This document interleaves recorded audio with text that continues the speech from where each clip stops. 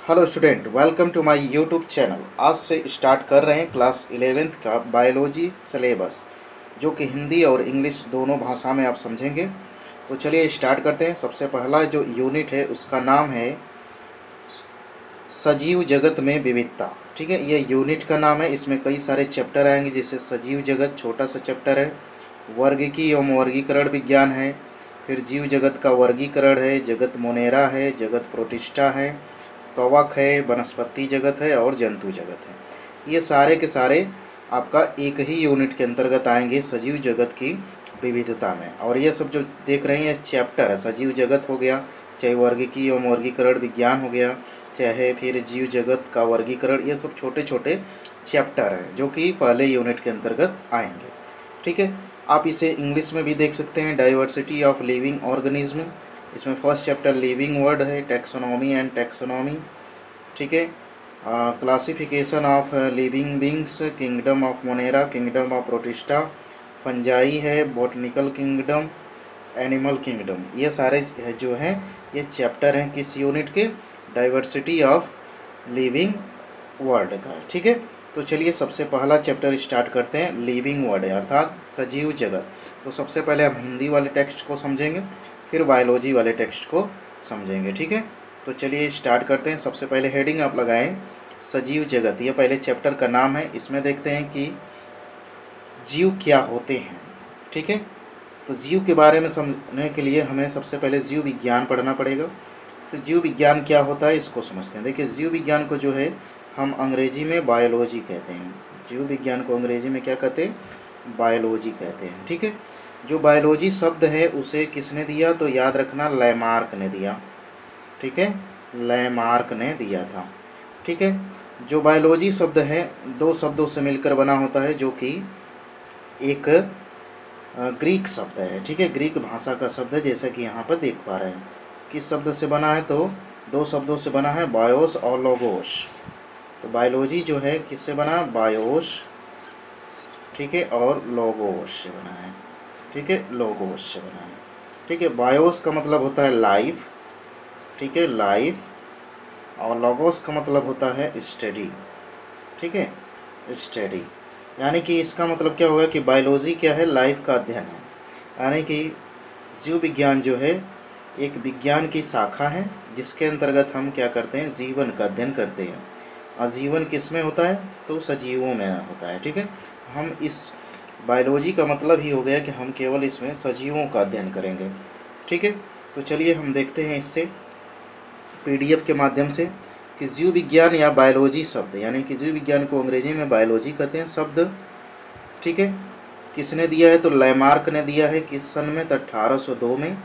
ये दो भाषा में कह रहा हूँ, दो वर्ड से मिलकर बना है। एक तो है आपका बायोस और दूसरा है लोगोस। बायोस का अर्थ बताए हैं लाइफ यानी जीवन, और लोगोस का मतलब होता है अध्ययन करना, यानी जीवधारियों का अध्ययन करना या जीवन का अध्ययन करना जीव विज्ञान कहलाता है। फिर आगे विज्ञान को दो शाखा में बांटते हैं इसको, एक वनस्पति विज्ञान में और एक जंतु विज्ञान में। ठीक है, तो इसे याद रखिएगा कि बायोलॉजी जो है इसे दो भागों में बांटा गया है। किसमें किसमें, तो एक है आपका बॉटनी में, ठीक है, बॉटनी, ठीक, और दूसरा है जूलॉजी, जूलॉजी। ठीक है, तो बॉटनी में हम किसका अध्ययन करेंगे, जो वनस्पतियाँ होती हैं, पेड़ पौधे होते हैं, उसका अध्ययन करेंगे। और जूलॉजी में हम जो जानवर होते हैं उनका अध्ययन करेंगे। ठीक है, तो दो तीन चीज़ें क्लियर हुआ कि बायोलॉजी शब्द किससे बना है, बायोस और लोगोस से। इसका मतलब होता है कि हम जीवन का अध्ययन करते हैं। इसके दो भाग होते हैं, एक बॉटनी होता है, एक जूलॉजी होता है। बॉटनी में हम वनस्पति विज्ञान यानी कि क्या बोलते हैं, पेड़ पौधों का अध्ययन करेंगे, और जूलॉजी में हम जंतुओं का अध्ययन करेंगे। ठीक है, तो ये सारी चीज़ें हैं। अब बात आ जाती है कि बायोलॉजी का जनक किसे कहते हैं, तो याद रखिएगा अरस्तु को कहेंगे। ठीक है, बायोलॉजी का जनक कौन है, तो अरस्तु हैं। लेकिन अगर कहा जाए कि बायोलॉजी शब्द किसने दिया, तो लैमार्क याद रखिएगा। ओके, अब बॉटनी की बात करें तो बॉटनी के जो जनक हैं वह हैं थियोफ्रेस्टस। ठीक है, थियोफ्रेस्टस हैं। ओके, और जो जूलॉजी के हैं वह अरस्तु ही हैं। ठीक है, अरस्तु ही हैं। तो यानी अगर बायोलॉजी का भी पूछा जाए जनक या जूलॉजी का पूछा जाए तो अरस्तु होंगे, पर बॉटनी का पूछा जाए तो थियोफ्रास्टस होंगे। ठीक है, आप इसे इंग्लिश टेक्स्ट में भी देख सकते हैं कि क्या है कि दो वर्ड जो है बायोलॉजी वह दो शब्दों से मिलकर बना है। ठीक है, बायोस जिसका अर्थ होता है लाइफ, लोगोस का मतलब एक्सप्लेनेशन यानी स्टडी करना। ठीक है, लैमार्क इन लिखा है ना, Lamarck 1802 by combined a Greek word bios and logos, यानी ग्रीक वर्ड से बना है बायोस और logos, which mean knowledge related to living beings. अर्थात इसका मतलब हुआ कि इसके अंतर्गत हम लिविंग बींग से रिलेटेड जानकारी को इकट्ठा करते हैं। देयरफॉर अतः हम कह सकते हैं the branch of science under which living organism are studies called biology. अर्थात हम कह सकते हैं कि जो बायोलॉजी है वह साइंस की एक ब्रांच है जिसके अंतर्गत हम लिविंग ऑर्गेनिज्म का स्टडी करते हैं। ठीक है, फॉर सिंपलिसिटी अगर सिंपल यदि हम कहें तो ठीक है, biology has been divided into two branch, botany and zoology. ठीक है, तो अगर सिंपली अगर देखा जाए तो बायोलॉजी जो होता है उसे दो ब्रांच में डिवाइड किया गया है, बॉटनी और जूलॉजी। ओके, अब हम देख लेते हैं इसमें बायोलॉजी में हमें किसके बारे में पढ़ना है, तो सजीवों के बारे में पढ़ना है। तो सबसे पहले हम देख लेते हैं कि सजीव होते क्या हैं, उनके क्या लक्षण होते हैं। तो देखिए सिंपल अगर कहा जाए कि सजीव किसे कहेंगे, तो ऐसी वस्तुएं या ऐसे थिंग्स जिनमें जीवन होता है। ठीक है, उसे हम सजीव कहते हैं। अब इसमें हम समझेंगे कि सजीव के क्या लक्षण होते हैं, क्यों हम इसे सजीव या निर्जीव कहते हैं। तो जो सजीव होते हैं वो कोशिकाओं से मिलकर बने होते हैं। ठीक है, जो सजीव होते हैं वो कोशिकाओं से मिलकर बने होते हैं। कुछ जीव होते हैं एक कोशिका से बने होते हैं, कुछ जीव होते हैं बहु कोशिका से बने होते हैं। तो ऐसे बहुत सारे जीव पाए जाते हैं। तो आगे इसमें देखते हैं हम लोग कि जीवों के शरीर में जीवद्रव्य के अनेक सूक्ष्म और कलायुक्त इकाइयों के रूप में होता है, इन्हें हम कोशिका कहते हैं।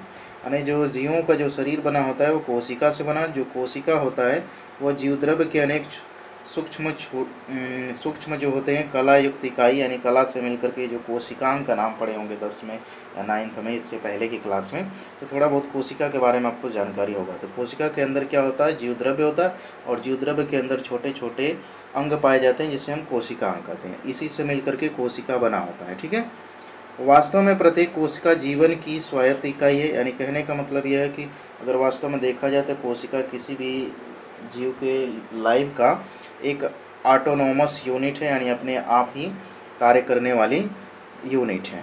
ठीक है, आगे देख लेते हैं इसमें और चीज़ें। अब एक मिनट रुक जाइए, कहाँ से, हाँ चलिए ठीक है, ये कोशिका। अब इसका ये देखिए इंग्लिश है, आप इंग्लिश भी देख सकते हैं कि कैरेक्टरिस्टिक ऑफ लिविंग ऑर्गेनिज्म क्या होते हैं। तो सेलुलर ऑर्गेनाइजेशन यानी कोशिकीय संगठन, यानी कोशिका से मिलकर बने होते हैं। इन the body of living organism protoplasm is present in the form of many microscopic and fine grand unit. ठीक है, यानी जो होते हैं लिविंग ऑर्गेनिज्म उसमें जो कोशिकाएं होती हैं उसके अंदर प्रोटोप्लाज्म होते हैं और कुछ कोशिका के छोटे छोटे ग्रेन्ड यूनिट होते हैं, अर्थात कहने का मतलब छोटे अंग होते हैं। ठीक है, दीज आर कॉल्ड सेल्स, यानी इन्हें सब मिला करके हम कह सकते हैं सेल होती है। In fact every cell is a autonomous unit of life.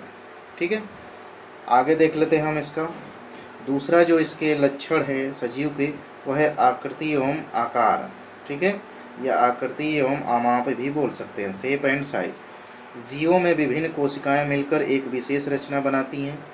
ठीक है, कोई भी जीव है उसमें जो कोशिकाएं होती हैं वह आपस में मिलकर एक विशेष प्रकार की रचना बनाती हैं।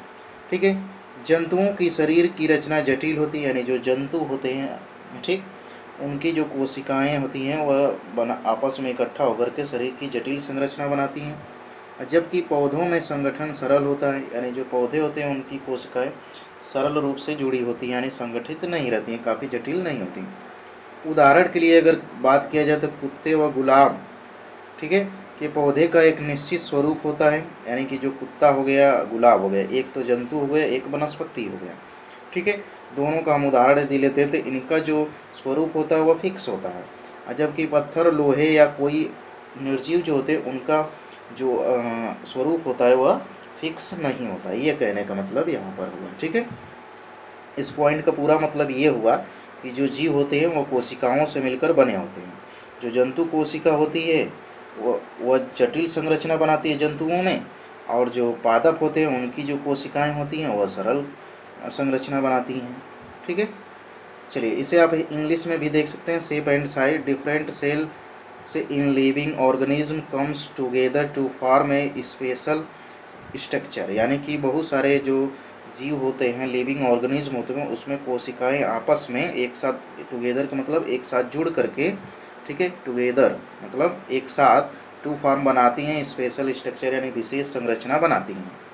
The anatomy of animal is complex whereas organisation of plant is simple, यानी कहने का मतलब जो एनिमल्स होते हैं उनकी जो शरीर की संरचना होती है वह क्या होती है, कॉम्प्लेक्स होती है, जबकि प्लांट जो होते हैं उनके सिंपल होती है। इसमें एग्जांपल वहीं सेम वाला डॉग और रोज़ का ले लेंगे।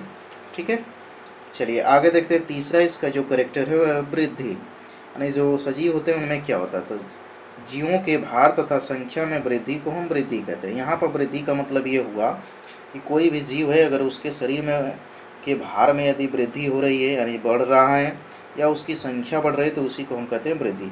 तो सजीवों का मुख्य लक्षण क्या होता है, वृद्धि, अर्थात उनके शरीरों का भी भार बढ़ता है और उनकी जनसंख्या भी बढ़ती है, तो सजीव का ये लक्षण होगा।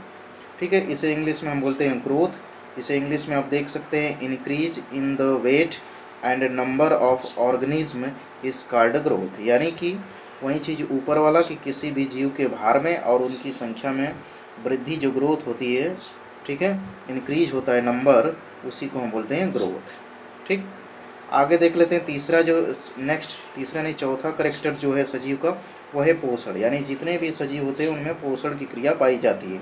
पोषण क्या होता है, भोजन को ग्रहण करके अपने शरीर को बनाए रखने के लिए जितनी भी क्रियाएं, जैव क्रियाएं इसे बोलते हैं, क्लास 10th में आप पढ़े होंगे। ठीक है, उसी तरह पोषण होता है। पोषण का अगर एग्जैक्ट डिफिनीशन देखा जाए तो भाई किसी भी भोज्य पदार्थ को ग्रहण करने की क्रिया को पोषण कहते हैं। ठीक है, तो जो सजीव होते हैं इनमें ये क्रिया होती है। ठीक है, इसमें देखते हैं जैव क्रियाओं को सुचारू रूप से चलाने के लिए जीवों को ऊर्जा की आवश्यकता होती है, जिसके लिए इन्हें पोषण की आवश्यकता होती है। यानी कोई भी जीव होगा, यानी सजीव, यहाँ पर जीव हम कहें तो आप समझ लीजिएगा सजीव की बात हो रही है। तो सजीव कोई भी है तो उसको ऊर्जा के लिए तो भोजन की आवश्यकता पड़ेगी, इसलिए ये सब जो सजीव होते हैं वो पोषण करते हैं। ठीक है, आप इसे इंग्लिश में भी देख सकते हैं, टू रन बायोलॉजिकल प्रोसेस, यानी जो बायोलॉजिकल प्रोसेस होता है, ठीक है, स्मूथली यानी सुचारू ढंग से चलने के लिए तो एनर्जी की आवश्यकता होती है, for which they nutrition is required, यानी न्यूट्रिशन क्या होती है, रिक्वायर्ड होती है। नेक्स्ट है उपापचय। उपापचय क्या होता है, सभी जीवों को जैव क्रियाओं के लिए ऊर्जा की आवश्यकता होती है। शरीर में होने वाली विभिन्न भौतिक व रासायनिक क्रियाओं को उपापचय कहते हैं, यानी शरीर में बहुत सारी भौतिक और रासायनिक क्रियाएं होती हैं, उन सबको मिला के उपापचय कहते हैं। ठीक है, तो सजीवों का एक मुख्य लक्षण है कि इनमें उपापचय की क्रिया भी पाई जाती है, यानी कि इनके शरीर में भौतिक और रासायनिक क्रिया भी होती है। ठीक है, जिसे इंग्लिश में मेटाबॉलिज्म कहते हैं। All living organism required energy, यानी सभी जो लिविंग ऑर्गेनिज्म हैं उन्हें एनर्जी की आवश्यकता होती है फॉर बायोलॉजिकल एक्टिविटी, यानी जैव क्रियाओं के लिए। Various physical and chemical process taking place in the body are called metabolism, यानी जो शरीर में बहुत सारी जो केमिकल और फिजिकल प्रोसेस होती हैं उन्हीं को बोला जाता है मेटाबॉलिज्म। ओके, चलिए नेक्स्ट देखते हैं जीवों में विविधता की संकल्पना। ठीक है, तो आप हेडिंग लगाइए जीवों में विविधता की संकल्पना, यानी जो जीव होते हैं उनमें भिन्नता कैसी पाई जाती है उसको देखेंगे। ठीक है, तो जीव जगत में असंख्य प्रकार के जीवों की उपस्थिति को जैव विविधता कहते हैं। ठीक है, यानी जो जीव जगत है, यानी जहाँ पर जीव उपस्थित होते हैं उनमें जो भिन्नता पाई जाती है, ठीक है, अलग अलग प्रकार के जीव होते हैं, उसी को हम बोलते हैं जैव विविधता। ठीक है, वैज्ञानिकों ने अब तक लगभग 17 से 18 लाख जीवों का पता लगाकर उनका नामकरण कर दिया है। यानी कहने का मतलब कि जो जीव होते हैं विभिन्न प्रकार के होते हैं, जैसे कि कुछ वैज्ञानिकों ने अब तक खोजा है 17 से 18 लाख जीव ऐसे खोज दिए हैं जिनका नाम कर दिए हैं। ठीक है, इन्हें वर्गों में बांट उड़ दिए हैं। इनमें से लगभग 12 लाख जातियाँ जंतुओं की हैं। अब देखिए 17 से 18 लाख जो जंतु खोजा गया है, यानी जीव, जंतु नहीं कह सकते हैं, जीव जो खोजे गए हैं उनमें से क्या है कि 12 लाख जो जातियाँ हैं वह जंतुओं की हैं, जिनमें से 5 लाख जो जातियाँ हैं वह पादपों की हैं। ठीक है। इनमें से कीटों की संख्या व जंतुओं को संख्या को मिलाकर भी उनसे अधिक हो जाता है। अगर देखा जाए तो कीटों की जो जनसंख्या है, ठीक है, संख्या जो है वह पेड़ पौधों या जंतुओं से भी अधिक होती है। आगे देख लेते हैं। कीटों की कुल लगभग 1,25,000, 1 लाख नहीं, इसे 10,25,000 लगभग जातियाँ पाई जाती हैं कीटों की, ठीक है। प्रत्येक वर्ष लगभग 15,000 नई जातियों की खोज होती है, यानी हर साल लगभग क्या होता है कि 15,000 नई नई जातियों की खोज होती रहती है, ठीक है। चलिए अब इसे आप इंग्लिश में भी देख सकते हैं। The presence of innumerable types of organism in the living world is called biodiversity, यानी किसी भी जीव जगत में उपस्थित जो जीवों की विभिन्न प्रकार के जो जीव होते हैं उन्हीं को बोला जाता है बायोडाइवर्सिटी, ठीक है। वही चीज़ सेम है, आप इंग्लिश में इसे देख सकते हैं। 17 से 18 लाख ऑर्गेनिज्म की खोज हुई है, जिनमें से 12 लाख जो हैं वह एनिमल है, 5 लाख जो हैं आपका वनस्पति है, ठीक है। जिनमें से अगर देखा जाए तो 10 लाख क्या है, 10,25,000 जो हैं वह केवल इंसेक्ट वगैरह हैं, ठीक है। चलिए आगे देख लेते हैं हम जीवधारियों का वर्गीकरण। तो विश्व में मिलने वाले जीवों की संख्या ही नहीं अपितु आकृति, आकार, भार, अमाप आदि सभी में इतनी अधिक विविधता मिलती है कि सामान्य रूप से उनकी पहचान याद रखना संभव नहीं है। कहने का मतलब यह है कि विश्व में इतनी सारी जीव पाए जाते हैं, उनमें अलग अलग गुण पाए जाते हैं, अलग अलग प्रकार के होते हैं, ठीक है। उनकी आकृति अलग होती है, आकार अलग होती है, ठीक है। उनके रहने का स्थान अलग होता है। इसे हम एक बार में याद कर लें, पहचान कर लें, ऐसा संभव नहीं है। इसलिए क्या होता है कि इसके अध्ययन को सुविधाजनक बनाने के लिए कुल लक्षणों पर आधारित कुछ जो लक्षण होते हैं उन पर आधारित संवर्गों या समूहों में वर्गीकृत कर लेते हैं। यानी जो जीव होते हैं वो बहुत प्रकार के होते हैं, उनके अलग अलग आकार होता है, आकृति होता है, ठीक है, रहने का स्थान होता है। तो कुछ उसमें से हम क्या करते हैं, मुख्य लक्षण देख लेते हैं और उनको एक वर्ग में रख देते हैं, ठीक है। इन्हें हम संवर्गों या टैक्सा भी कहते हैं। आप देख सकते हैं उदाहरण के लिए पौधों, जंतुओं, बैक्टीरिया आदि को अलग अलग संवर्गों में रखा गया है। जैसे कि अब बैक्टीरिया का गुण कुछ और है, ठीक है, तो बैक्टीरिया वगैरह को अलग से हमें ग्रुप बनाना पड़ा, जंतुओं के लिए अलग बनाना पड़ा, पेड़ पौधों के लिए अलग बनाना पड़ा, ठीक है। तो ये सारी चीज़ें हैं, आप इसे इंग्लिश में भी यहाँ से देख सकते हैं। आगे वर्गीकरण के लाभ क्या है। अगर हम जीवों को यदि वर्गीकृत कर रहे हैं, अलग अलग कर रहे हैं उनके गुणों के आधार पे या उनकी आकृति आकार के आधार पे, तो क्या इससे फ़ायदा होगा, ठीक है। तो आगे देखते हैं। नंबर 1 देखिए, जीवों की विविधता के बारे में बताता है, यानी कि अगर हम वर्गीकरण कर देते हैं तो जीवों में किस प्रकार की विविधता यानी भिन्नता पाई जाती है, उससे हमें उसकी जानकारी हमें पता हो जाती है। आगे है कि जीवों की उत्पत्ति तथा उसके बीच परस्पर संबंध का ज्ञान हो जाता है कि जो जीव हैं वह किस प्रकार से उत्पत्ति उनकी हुई है और वह आपस में एक दूसरे से कैसे रिलेट करते हैं, ठीक है। इसके द्वारा हम कम समय में अधिकाधिक जीवों के विषय में जानकारी प्राप्त कर सकते हैं। अब देखो वर्गीकरण करने का फ़ायदा ये है कि हम कम ही समय में बहुत सारे जीव जंतुओं के बारे में हम अध्ययन कर लेंगे और उनके बारे में जानकारी इकट्ठा कर लेंगे, ठीक है। आगे है प्रत्येक जीव जगत में स्थिति का पता चलता है, यानी प्रत्येक जो जीव हैं उनके जगत कहाँ पर रहते हैं, उनका स्थान क्या है, इस चीज़ का पता हमें चल जाता है वर्गीकरण करने से। नेक्स्ट है जीवों के विकास क्रम एवं प्रमाण का भी पता चलता है, लगता है, यानी जो जीव हैं किस प्रकार से विकास करते हैं, उनका क्या प्रमाण है, क्या जीवाश्म वगैरह पहले से उपस्थित है, ये सारी चीज़ें हमें वर्गीकरण से पता चल जाता है, जानकारी मिल जाती है, ठीक है। आप इसे इंग्लिश में भी देख सकते हैं, यहाँ से उसी का ठीक ट्रांसलेशन है, ठीक है। तो बच्चों आज के लिए बस इतना ही, नेक्स्ट क्लास में आगे देखेंगे इसके आगे, ठीक है। तो आज के लिए बस इतना ही। क्लास में अंत तक बने रहने के लिए आप सभी का बहुत बहुत धन्यवाद।